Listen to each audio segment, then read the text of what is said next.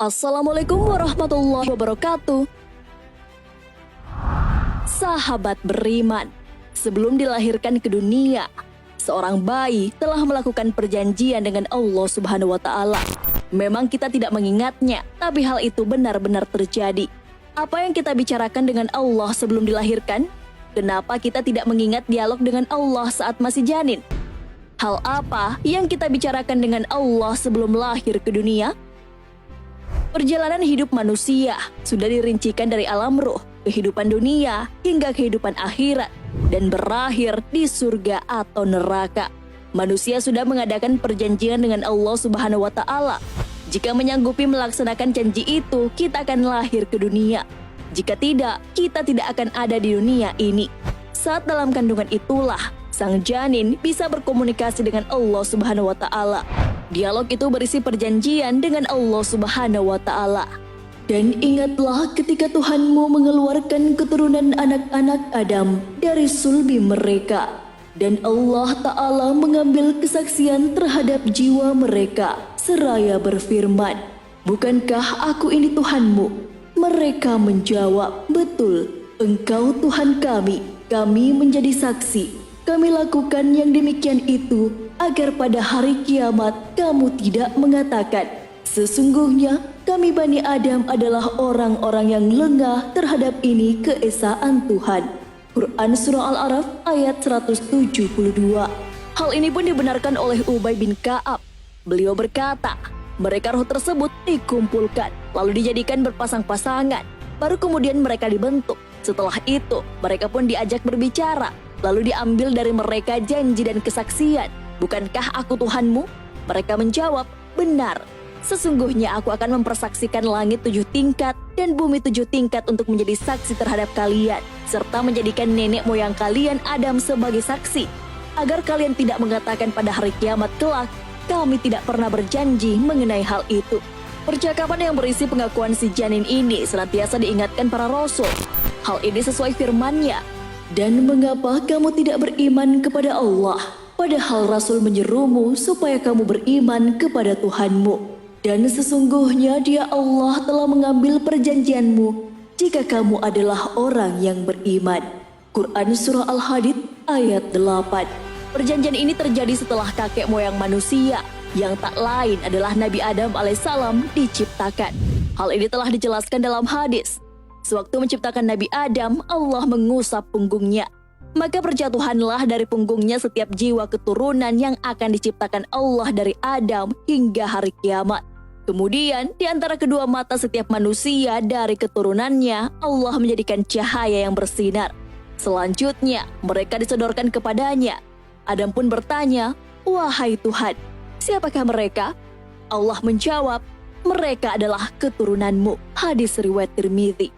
Sifat manusia yang pelupa menjadikan lupa juga pada janjinya. Bahkan, tak hanya lupa perjanjian dengan Allah Subhanahu wa Ta'ala itu, sebagian manusia juga kufur. Karena sifat pelupa itulah, Allah Subhanahu wa Ta'ala mengutus para rasul untuk mengingatkan umatnya sehingga tak ada lagi alasan manusia untuk tidak beriman ketika ditanyai di hari kiamat. Padahal jelas-jelas dalam banyak dalil diabadikan mengenai perjanjian tersebut. Kemampuan janin berkomunikasi ini bukanlah sebuah karangan atau fakta tak berdasar. Mengenai hal ini telah dilakukan berbagai penelitian. Apakah memang benar janin bisa berkomunikasi? Berkomunikasi dengan janin memang disarankan karena memiliki manfaat. Tentu tidak salah jika para ibu dianjurkan untuk berkomunikasi dengan janinnya itu.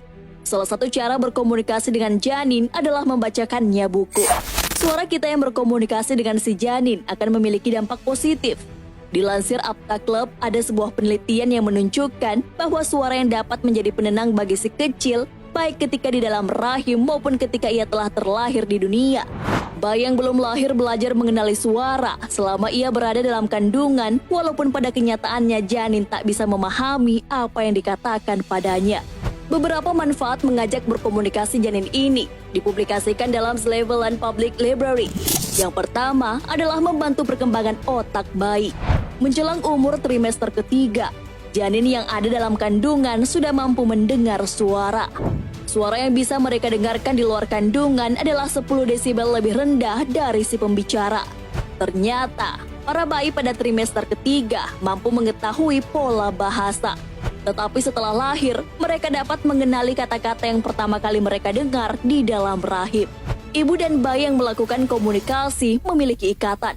Sang bayi tidak hanya mendengar, tetapi mampu mengenali suara ibunya.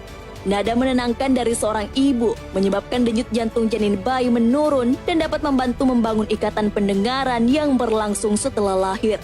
Kemudian, manfaat selanjutnya adalah melatih kemampuan indera si kecil.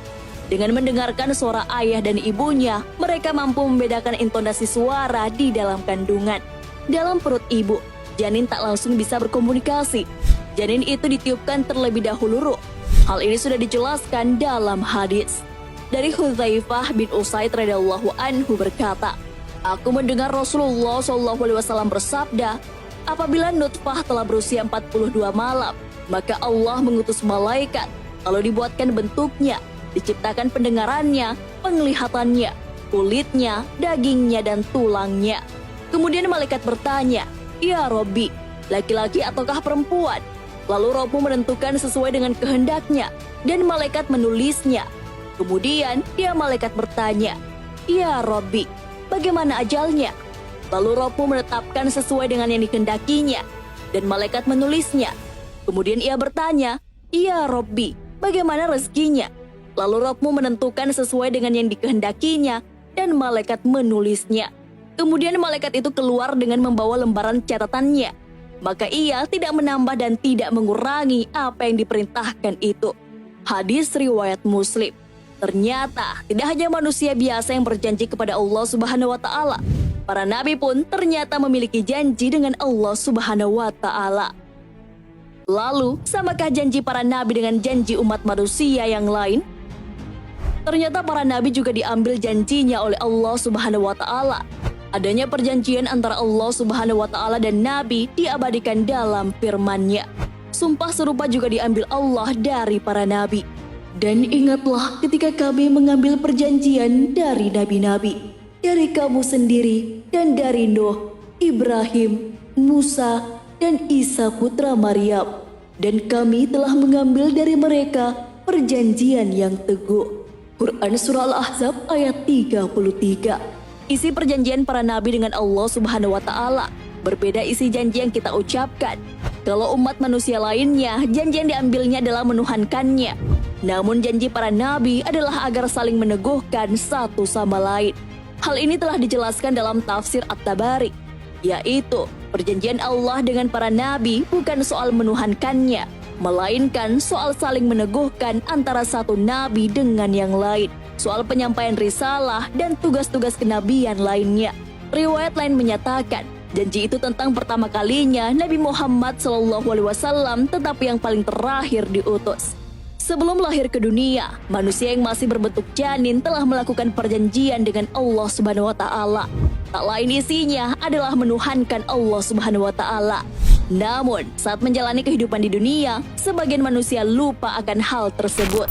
Oleh karena itulah, diutuslah Nabi dan Rasul untuk mengingatkan kita kembali agar senantiasa kembali kepada Allah Subhanahu wa taala. Lalu, kalian masihkah mengingat janji kepada Allah Subhanahu wa taala? Wallahu a'lam bishawab.